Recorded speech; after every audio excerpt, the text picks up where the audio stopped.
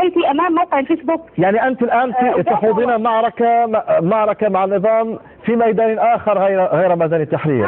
نعم في ميدان اخر، وسبحان الله يعني اجد انه يعني ليس باقل في الاهمية، لان البلطجية فعلا جندوا بطريقة فظيعة على مواقع الفيسبوك، يحاولوا ان هم يحبطوا الثوار ويشوهوا الشباب انهم هيخربوا البلد وهيبوظوا النظام و فنحن في ميدان اخر ان شاء الله باذن الله. هي نوع من الحرب الاعلاميه بينكم وبين النظام. نعم ان شاء الله. حدثينا عما يجري الان هبه. نحن نتابع الصورة في ميدان التحرير، نحن نتابع الصورة في ميدان التحرير، هذه الحشود بالملايين بالمليون ربما شخص واكثر. ماذا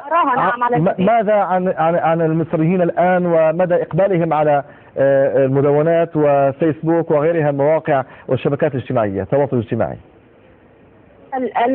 يعني العموم الشباب طبعا مع هذه المظاهرات، وانا من مكاني يعني احب ان اوجه لهم رساله عني وعن كل من يدعمهم من خلال مواقع الفيسبوك ومواقع الشبابيه في الانترنت. اقول لهم نناديكم، نشد على اياديكم ونبوس الارض تحت نعالكم ونقول نفديكم.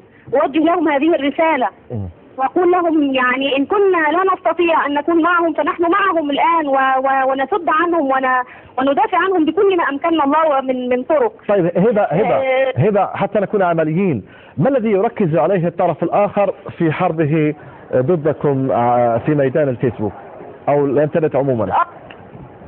فندم اولا يركز على الاستفزاز، حاله من الاستفزاز، يركز ان هو يستفز الشباب ان دلوقتي مش لاقيين ناكل والبلد وقفت وكأن البلد كانت في حاله من الرخاء والاستمتاع بالكرامات والحقوق، وهؤلاء الشباب هم اللي خربوها وكانهم لا يعلمون ان البلد مخروبه من 30 سنه للاسف الشديد. ثاني حاجه ان هم بيحاولوا يشوهوا بما يوجهون الى الشباب من اتهامات بان هناك اجندات وان هناك حركه تسييس للمظاهرات وخلافه، وينتقدون اي مبادره او اي خطوه يتخذها من يؤيد هؤلاء الشباب.